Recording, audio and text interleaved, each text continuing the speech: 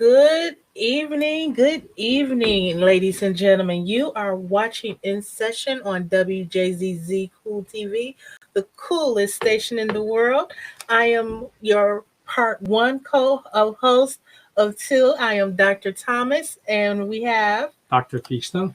he's been in Florida, so he's like we're Yes. walking him back. He's all nice and tan. But we welcome you all to stream us live on Facebook, YouTube, Twitch, and Periscope.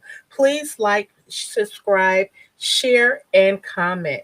So today on our show, we are going to be talking about all this racial injustice that's been going on, the affairs that's been happening, the riot that happened at the Capitol a few weeks ago. We have Dr.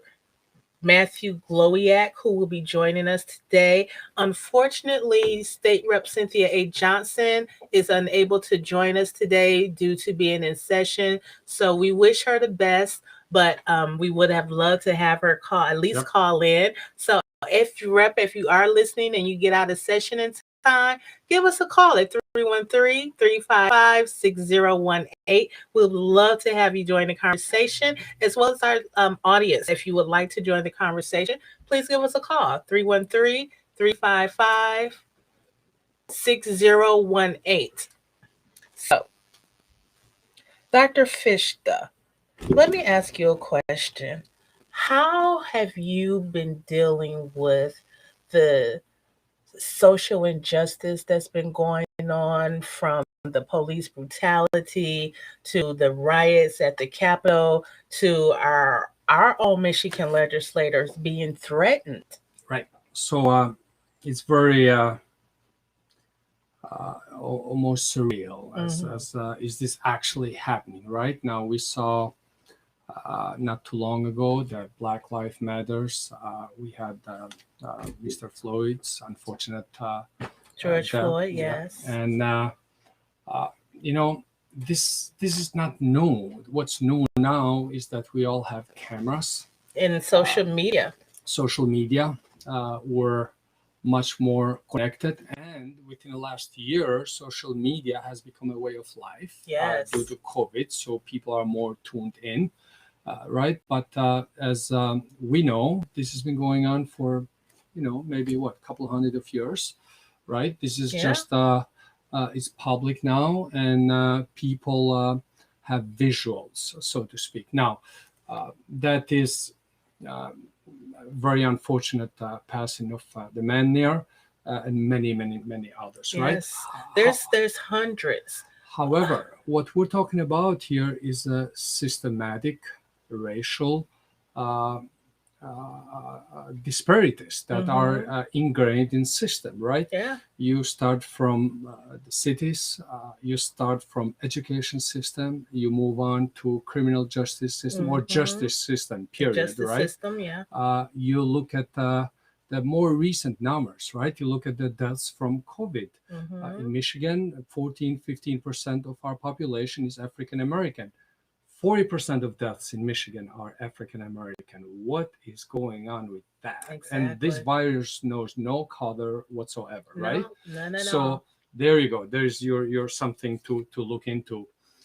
Now, again, the microscope is there, and my hope is that with recent changes that we can see a meaningful change in some way. Now, this change has been coming, right? We had the 60s, we had the huge civil liberties movements and so forth, but they went that far, right? It's up Right. to this generation now to move a step forward and hand that over to the next Right. generation, And right? to raise the bar and That's that correct. status quo that definitely needs to be dismantled.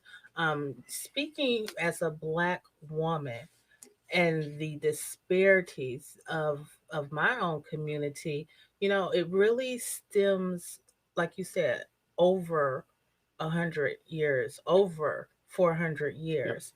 So Yep. we're talking about not just one generation, but multiple Yep. generations of families Yep. that are being affected by this systemic racism. And even to the point where, I mean, for me, it just never has made sense for an individual to hate someone just because of the color of their skin. That has never resonated with me as a reason for someone to hate. I mean, and really hate someone to the point that they want to kill them. That to me is extreme, especially being in the mental health field. That kind of reaction for us in the mental health field mean that there's some type of mental illness there. Yep. Yep. And keep in mind, this it's been, we had the closing of mental institutions, right, in the late 80s and 90s, which led into many folks from there being discriminated against, which they ended up. Right. Do we have Dr. Gloviak joining us? Are you live with us, Dr. Gloviak? Can you hear him? I can't. Okay, well, we can see you, but guess we know what? You're talking. Yeah, but we can't hear a word that you're saying.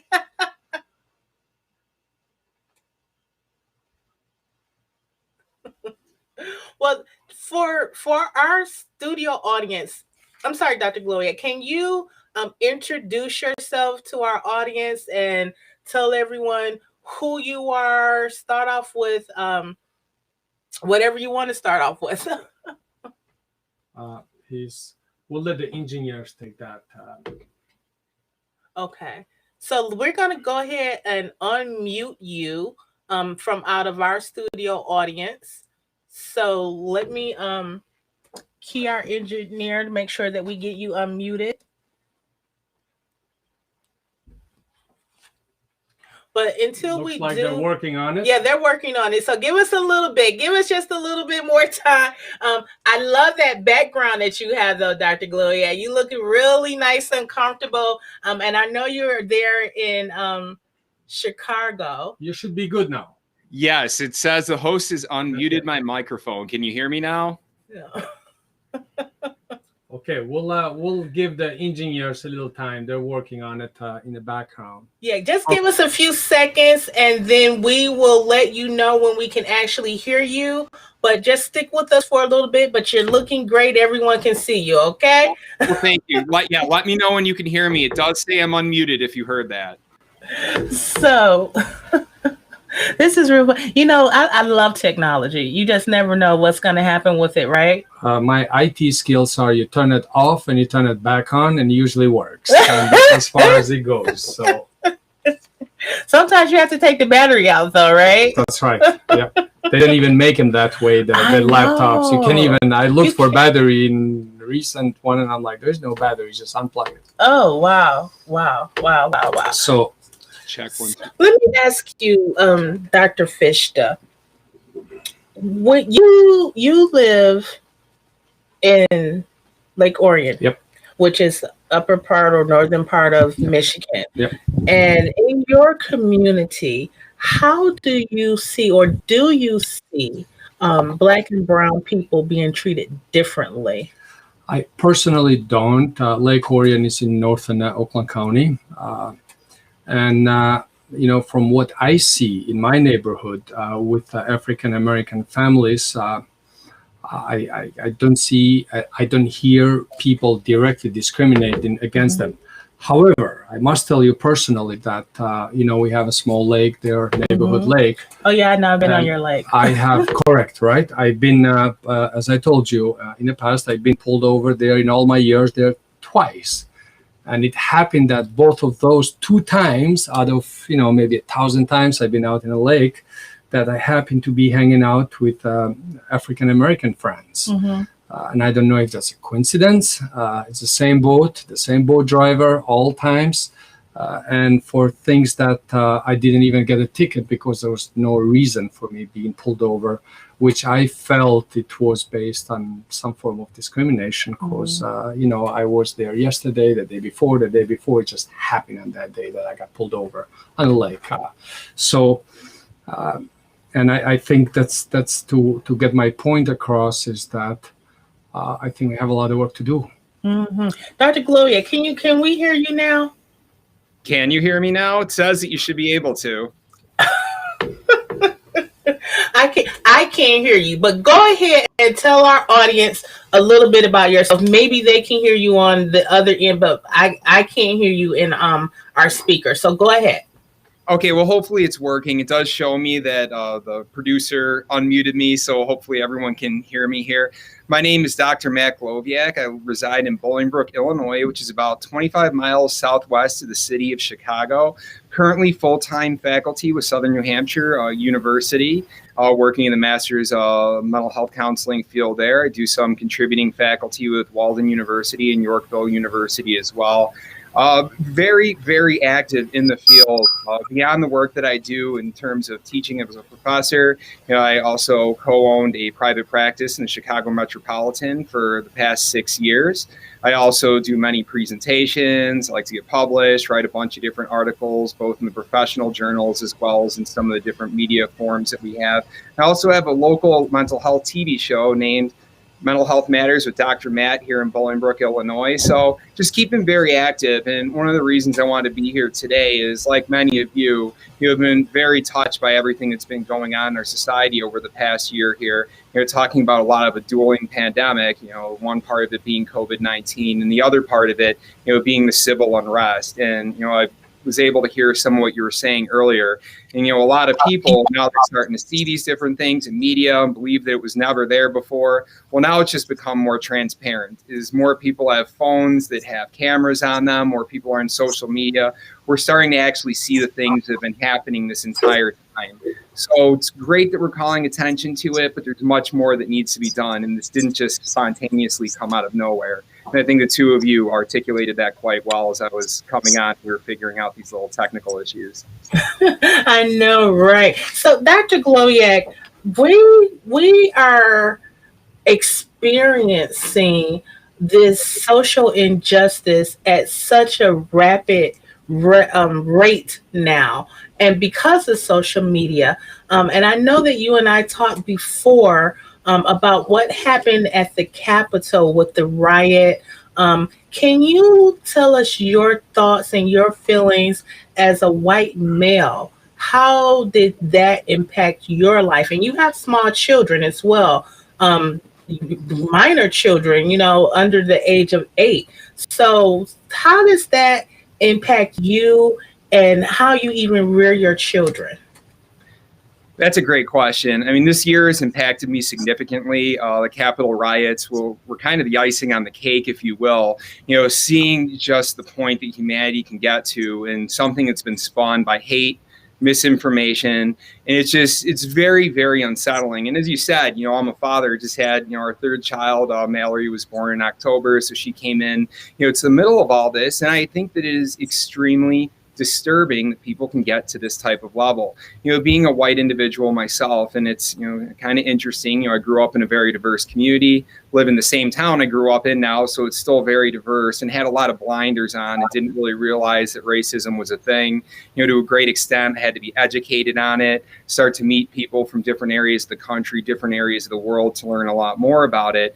And the thing is that, when you're not personally exposed to this all of the time, it's easy to put the blinders on, not even realize, this type of thing is going on. But with it in front of us so often now, it's literally in our face. You go to your Facebook, people have posts. You go to your LinkedIn, people are posting about it on TV nonstop. And I had a similar experience. The day of the Capitol riots, I was sitting downstairs and I was doing my work. I'm working from home right now while doing my instruction. And they had the news on, and I was starting to see everything unfold. And to be completely honest with you, it does take a lot to shake me. Personally, I've worked with hundreds of different clients who've shared very sad stories.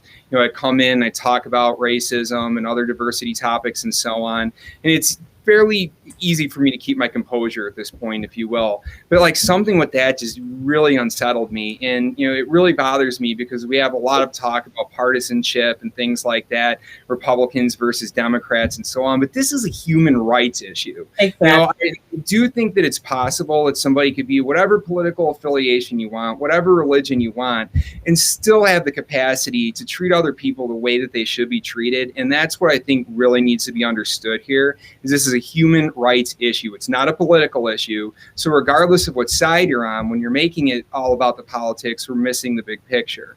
And I think you bring up a very good point, because oftentimes we do associate our political affiliation with ideology and the things that we actually believe in, what's right, what's wrong. And we're seeing that we're being led more by our party affiliation, more so than our own values and morals. Do you see that as well, Dr. Gloviak? Oh, I think it's absolutely true. I mean, and think about it. When you're affiliated with a particular group, you feel very strongly about it. You have this sense of camaraderie with it. You want to believe that everything that's being told to you is correct. You know, it's very hard to be able to separate that out, you know, because it's like, okay, we have a president. He's our president. You know, if you're one who voted for him, you want to believe that everything he's saying is right. And then we have the opposite end. You know, we have the group of people who didn't vote for him. You know, everything he says is wrong. And, you know, the reality is that everything's in the middle, you know, and that's what we have to figure out here is a human rights part. So if people can remove that, I think it'll be a lot easier to see the issue for what it is. You know, you still can be a Republican and vote Republican and do Republican things while still tending to human rights. And the same for whatever other type of, you know, political affiliation that you have. And that's what's going to be really important here. So we have to be able to open our minds to what is going on, educate ourselves on the topic, and honestly immerse yourself, speak to other people who've had these experiences, you know, participate in listening to different live streams like this, going on, reading the books, and so on. Right, absolutely. Ladies and gentlemen, you are watching In Session on WJZZ Cool TV, the coolest station in the world. Please stream. We are actually streaming live on Facebook, YouTube, Twitch, Periscope. Please like, share, subscribe, and comment. Right now we have on the with us via satellite Dr. Matthew Gloviak, who is a counselor educator at Southern New Hampshire University, as well as the owner of his own private practice in Chicago, Illinois, or in the Chicago, Illinois area. Because I think you're actually not in Chicago, right? You're like part of the suburb. Yeah, I live in the suburbs of the Chicago area, and actually, yeah. So I ended up stepping away from the practice about May or so, but yeah, still up running, doing well, and all that good stuff. I'm still doing my counseling and everything that comes along with it. Oh, I know. You're like super busy. I told you I'm going to get you a cape because Dr. Gloviak, he said, Dr. Fishta, let me tell you. When I first met Dr. Gloviak, he was in a doctoral program. He was presenting his dissertation topic when I originally met him, and he fascinated me with his presentation. And then I got to know him by being, we are both members of Chi Sigma Iota Omega Zeta chapter from Walden. So he was the president-elect, and I was a regional chair at the time. And we just kind of like followed each other. You know, he became president of the chapter. I became president the next year. He did some publishing things. I did some publishing things. We presented together. I'm watching his children grow up now. It's happening quickly too. Yes. And this is someone that I can actually call and get advice from. Just like I call and you and I, we have conversations and mull over ideas. I do the same with Dr. Gloviak, and it's a blessing that we both teach at Southern New Hampshire University, because I'll call him like, hey, Matt, let me ask you a question. Confused, right? The portal's down. What do I do? Exactly. So Dr. Gloviak, I want to ask you, given that you have small children and given that you have clinical experience, educational, and so forth, what can people tell their children about what has happened and what is happening now? You know, we still have the trial at Senate. You know, you have the House there possibly doing certain actions against certain members because of various reasons. But we try to teach our children our civics, our capital. You know, we take our children there, right? And then we're proud of that. How do you even start what do you tell your children? Well, I think the most important thing that you really have to do is role model the behavior you want your children to follow. So act in accordance. If you want to be an anti-racist person and have anti-racist children, you have to act in an anti-racist manner. And you do have to adjust the conversation depending on the age of your children. So I've got a 3-year-old, 5-year-old, and now a about to be 4 months old here in a couple of days. But when we have the conversation, talking to them about, there are people who come from different places, who have different skin color and so on, but all of these people are unique. All these people are lovable. All these people are worthy, and you need to treat all of them with the same type of respect that you would like to be treated with. And that's really been something that's gone a long way. Now, in my family, the family dynamic is quite diverse. For example, my wife, her sister, she has, a black daughter. And, she's always over. We're very close. She's a cousin. She's in her mid-20s. She teaches special education. Really great example. So she'll come over with her friends. So he gets an example of, African-American population with our niece. My sister, she married into a Hispanic family, a very large Mexican family in the area, own a chain of Mexican restaurants. We're always at parties together, hanging out together, having a really great time. And then there's more diversity as you span out through the rest of my family. So just really setting that example is important. Even the types of TV shows that children are watching, educational programs such as Sesame Street, really great. Daniel Tiger's Neighborhood, talking about diversity. These types of things really broach the topic. And although, it might not necessarily have people of different skin colors and religions on there, maybe they have monsters, like different monsters and aliens who look a little bit different, and show them all working together and things like that. And I think that's really what it needs to be. So, it's one thing to have a conversation here and there talking about it, racism's out there, it's a bad thing, don't be racist, love everybody. But it's something else to actually live in accordance with it. Now, one thing we want to avoid, which I'm sure we probably would have touched upon at some point during this anyway, is really doing the colorblind thing. And that's something that I will say, I was definitely a perpetrator of for many years in my life. So I would say, I'm 37 now, so more than half my life, I would say that I was the colorblind type of person. I don't see people of color. We're all the same. I love you all, and that's the way it goes.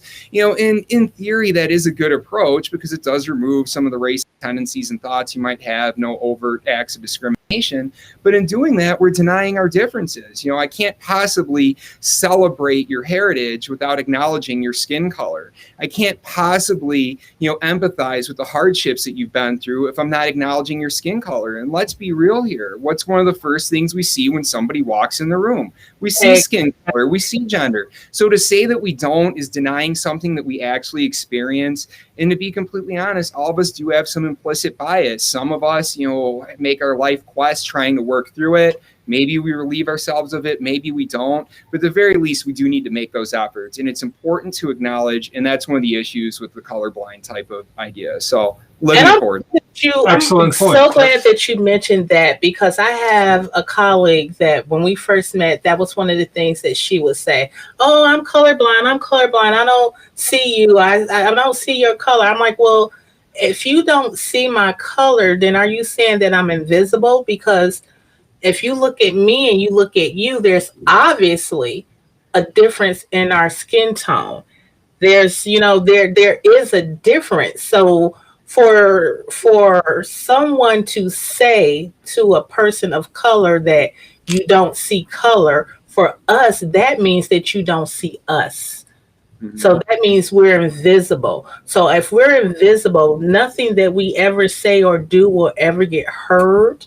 And things will never change if you don't see and acknowledge that there is a difference between us. And not saying that we're different because of our ideology or our morals, but there's just a difference in the color. And even within the Black community or the minority community, there's various shades, subcultures. Exactly. So you are just dismissing the person when you say that you don't see color. Great point. So I'm glad that you brought that point up, and it's really something that we need to reflect upon and be more aware when we are engaging with one another. Well, and if I'm going to be completely, I'm sorry. Yep, go ahead.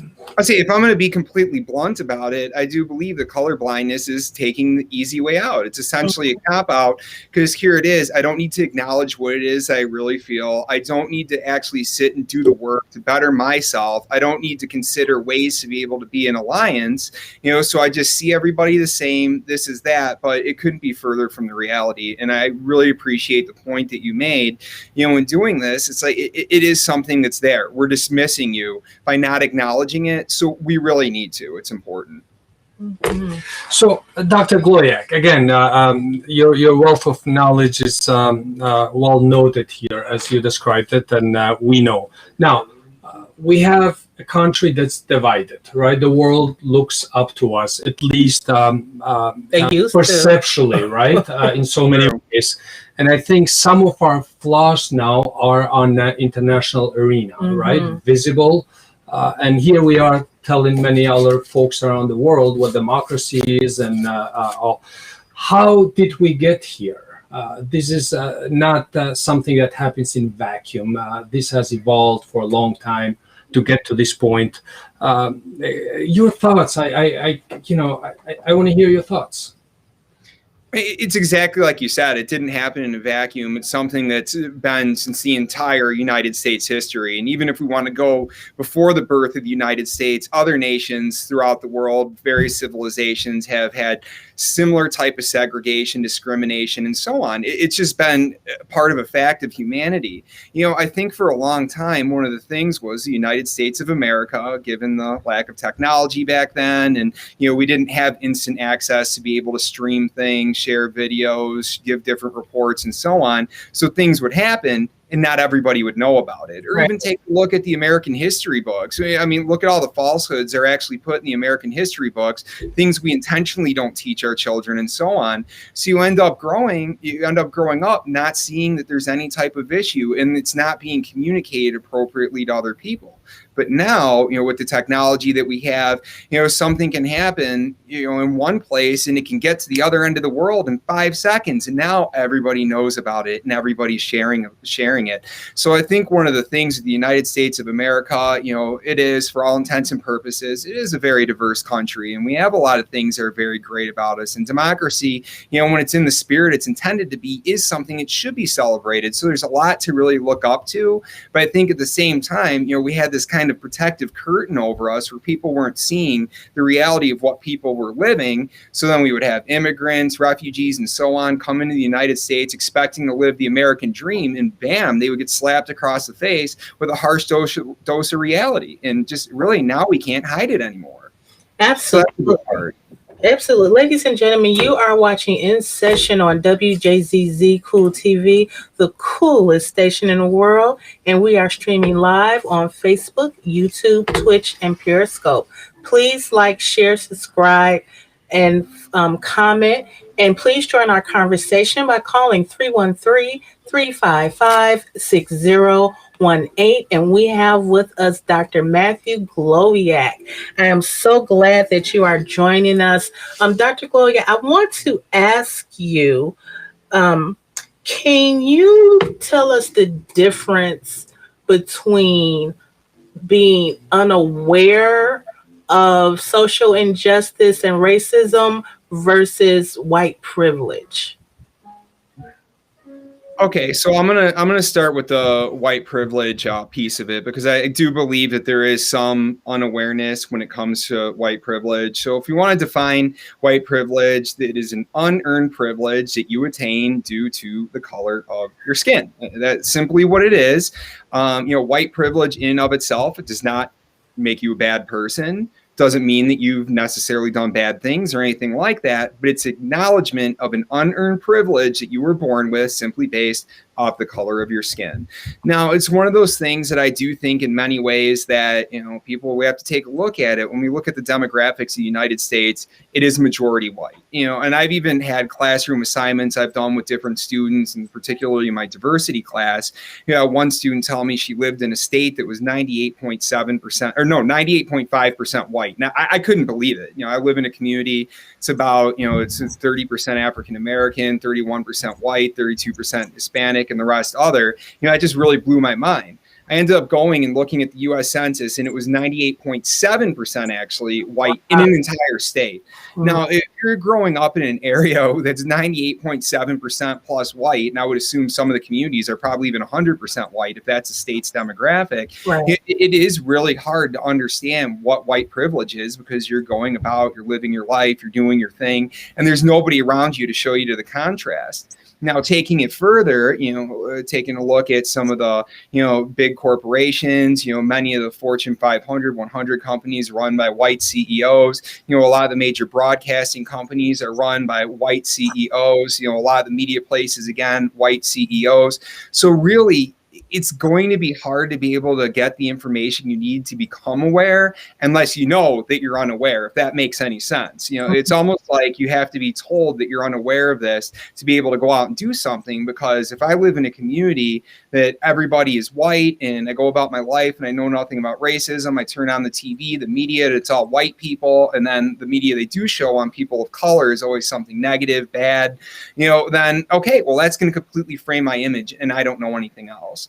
I heard a really great quote recently when I was watching a movie on racial justice, and it was talking about, white folks, and this is a great part of white privilege too, and something I hope people do take away.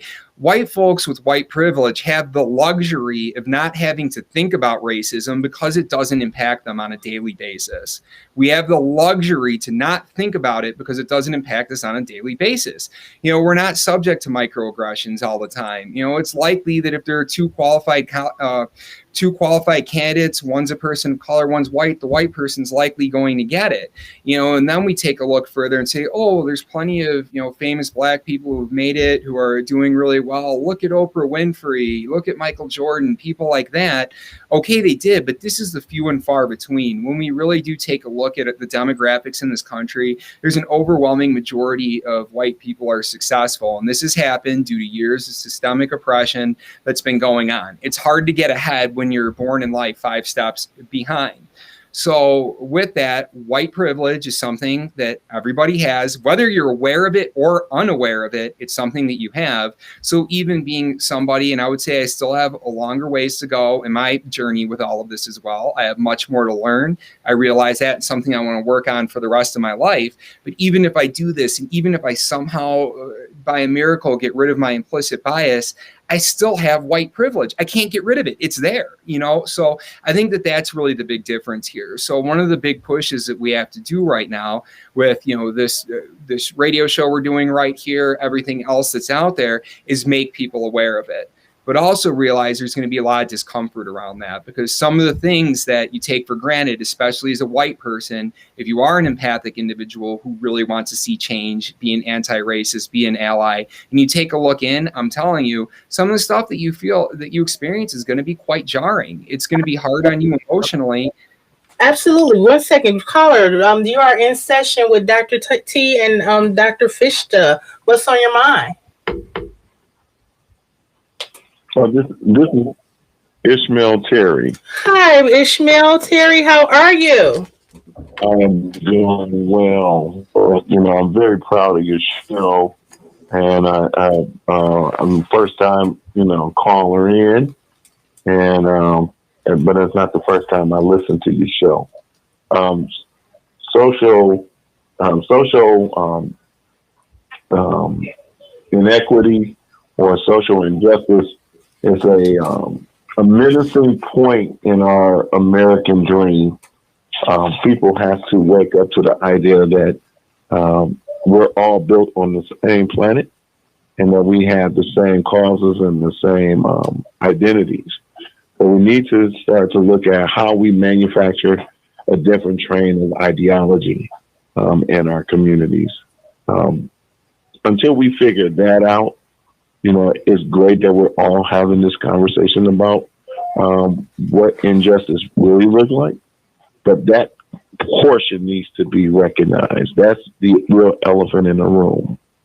And so we need to make a considerate effort to talk about those things, because we know that finances and fair housing markets and others play a role in social inequality. Excuse me. Absolutely. So we need to stabilize that first, and that will then tackle racism and anti-racism as a whole, because it's built on classism. I am so glad that you brought that into the conversation, Ishmael. You are very much so on point. And even looking at the systematic entities that are in place that stop people of color from actually purchasing homes within a certain neighborhood. We know that as redlining. And it's still being practiced today. Yeah. So I'm glad that you bring that into the conversation. Did you have a question that you wanted to ask Dr. Gloviak, Ishmael? Yeah. So, Doc, thank you for joining, Dr. Ian. What is your train of thought? What is your idea about social economics and social inequality? What is your focus point on how we can make a stronger impact? Good question. Thank you for that. Well, I mean, there need to be some significant adjustments. Absolutely. Okay, so I opened up earlier saying that I live about 25 miles southwest of the city of Chicago. You can go out to Chicago and you can get pretty much any walk of life that you would literally want to see. I mean, you have the richer than the rich, people living in high rises, driving $300,000 cars, and so on. And then I can go 2 blocks down the street and see the complete opposite. And this is really how systemic racism is tied into the economy, is that we have individuals who are living, having a hard time getting the good job. So, people of color are oftentimes left having to take the minimum wage type job. And these minimum wage type jobs don't come with any benefits. So now you don't have health insurance, vision insurance, dental, any of this type of stuff. And the money that you're receiving is so low, you oftentimes have to work 2-3 jobs. Now, at that point, if you're a single parent working 2-3 jobs, how are you possibly taking care of your kids? Now your kids are at home taking care of themselves, seeing the struggle that you're living. And this is when, things start to really become compromised and stuff like that. So what do the children do? The family doesn't have money. They resort to maybe joining a gang. It's either be in the gang and, be protected.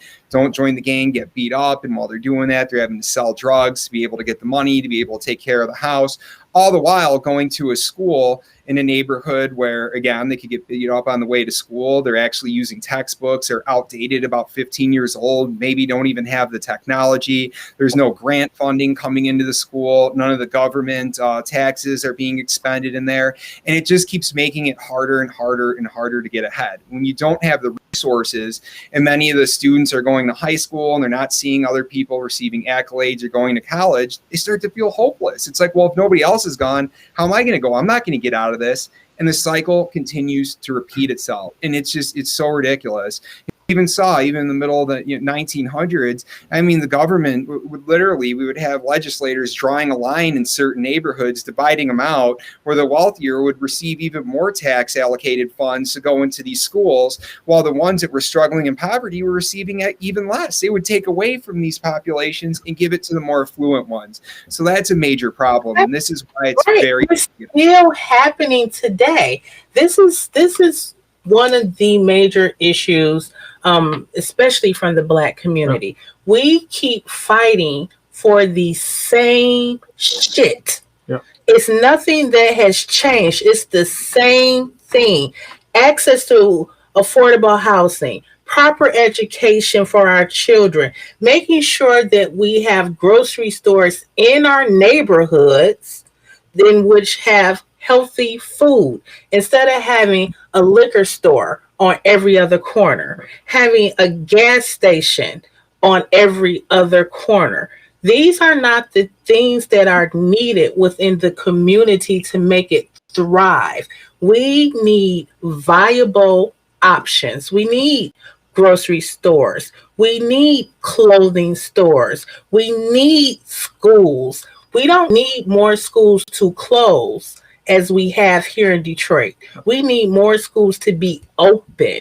We need safe communities so our children can walk to school and not fear that they're going to be snatched up, or that they have to walk by a drug house, or 5 or 6 abandoned homes that are burnt down. That's not what the community needs. And the major problem here, which Dr. Gloviak alluded on, is this funding for education, right? Because we look at the quality of education in majority or most of city of Detroit, and you look at the suburbs, these kids, once they're out of high school, they're comparing at state level or national level, right? And they're doomed to fail from there. Exactly. Because most of our children that are actually in high school, I don't know if many people are aware of this. A few years ago, a group of Detroit high school graduates went to court to petition to have a quality education, because here in Michigan, it states that all children are entitled to go to school. But it does not say in there that they are entitled to a quality education. So they actually won that case. So hopefully now, even with our new school board that we just have coming in, that these issues are actually going to be addressed so that our children can be competitive when they get to college, if they decide to go to college or take on some type of trade. Because we know not all kids are want to go to college, nor are they prepared to go to college, nor do they want to. So trades are a good option as well. So, or even owning your own business. I mean, come on. So how many millionaires do we have out here that didn't even go to college? But we need to look at each state, or no, just actually on the federal level. And I'm going to ask Ishmael to chime in here, because I'm going to introduce him a little bit, but he's worked with state legislators, even worked during the Obama administration. Actually, Ishmael, do you want to give a little blurb about your legislative history? Yeah, I'm sure. So I've had the blessing to serve as chief of staff in the Michigan House of Representatives during the Granholm era, as well as Fred Durhall Jr. and George Cushionberry Jr. Shout out to Fred Durhall. Right, to the crew, to the old crew, to the Granholm and all of them back in them days. I've also served as the legislative policy director recently up there in the Michigan House of Representatives. And then you also are the owner of All for One nonprofit. I'm so sorry trying to work that in. Well, we're All for One. We've been recognized by PBS for the American Graduate Award for the programs that we do in the school districts throughout the states. So we've been busy, but my focus point is always trying to figure out how to make legislative policies fit the needs of where the residents are going in the future. Never into what's going on now, but what's going to impact 20 years later. Absolutely. So, Ishmael, I can't help but to ask you, having been around Lansing in Granholm's days, and after that administration was gone, we had a major issue, and I don't know how much Dr. Gloviak knows about City of Flint and the water issue, which made it on national, obviously, and international news, really. I imagine you're pissed off, and you know a thing or two about that, and there's been some recent developments there. And I can't help it, but that happened to be predominantly a black populated city, right? Correct. So you have on the south side of Flint, you have you have truly the classism of the greatness. So on the south side of Flint, that's really over the overpass going towards University of Michigan, Flint, Mott, and all of them. That is the predominantly poorest neighborhood, right? And so and then on the northern side, of course, that's where all of the small businesses and things of that nature is growing, right? So that fracture has been sitting there for years. But when I was in the legislating, of course, we look at places like Benton Arbor, Flint, Pontiac, Saginaw, Detroit, areas that's predominantly black. We see that the population has decreased about 15 to maybe sometimes 30%. Mm-hmm. So within that, you try to mobilize policies, or you try to mobilize funding and appropriation, because that's when I was with Fred and Cushenberry and them. I had the blessing to be involved in the appropriation committees. So you learn how to maneuver committees, and also the speaker at that time was Andy Dillon, and maneuvering funding, and Michael Bishop, who was the Republican side. Just mobilizing funding and resources towards those more suburban areas, but then also creating a rainy day fund or a populating fund that will go into those major hard-hit areas. Now, sometimes when you as a legislator, you're making harsh decisions, you're making decisions on what funding is going to what area first. And so since even though the smaller suburban villages and townships and cities are outpopulated even by the city of Detroit, because we know that the city of Detroit is vastly larger than the others, representation is the key on how you mobilize funding towards those hard-hit areas like Flint. So because you have and then the grand bargaining, and then the understanding that, did not want to go into DWSD and want to put more money into that.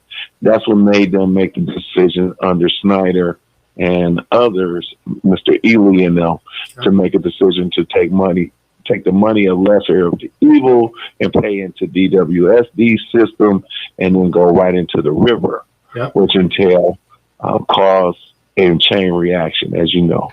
So those was only in the decision of we can give less to that area than we could if we go across the northern portion of Flint and impact those residents.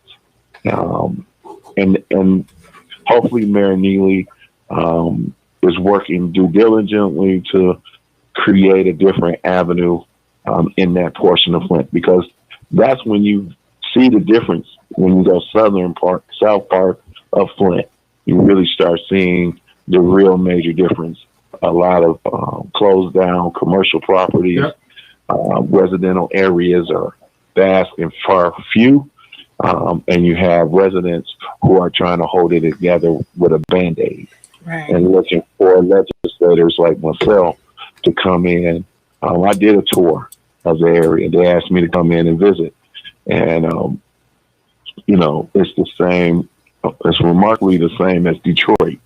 In stronger, more dense populations like the Midtown, downtown area, even in some areas like Green Acres, Sherwood Forest, and Palmer Wood, you're going to put more access and resource towards them.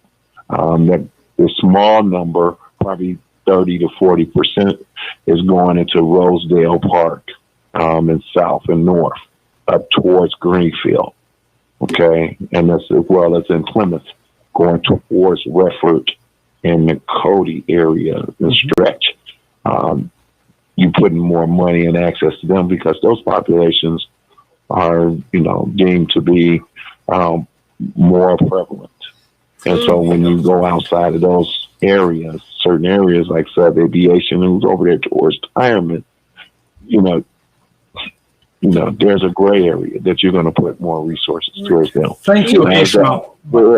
That's not. I know it's not fair, but that as a legislator, you're looking at, okay, I'm losing population, so how do I consolidate those populations to build out a stronger city or village or township? Right. And Ishmael, that's what thank you very much for calling into the show. And we're going to have you come into the studio with us to have a deeper conversation.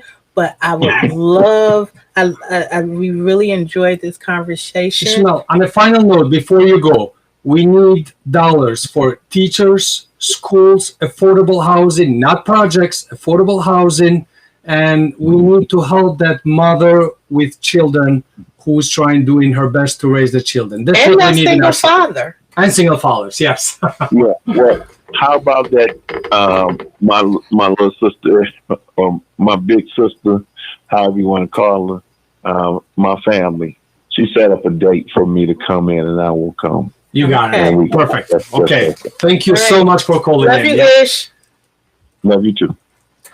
So, Dr. Gloviak, so you heard some of the challenges that we have here in the state of Michigan with the educational system, even redistricting our community. What do you see, or do you see any commonality that's here in Michigan that's also taking place in Illinois?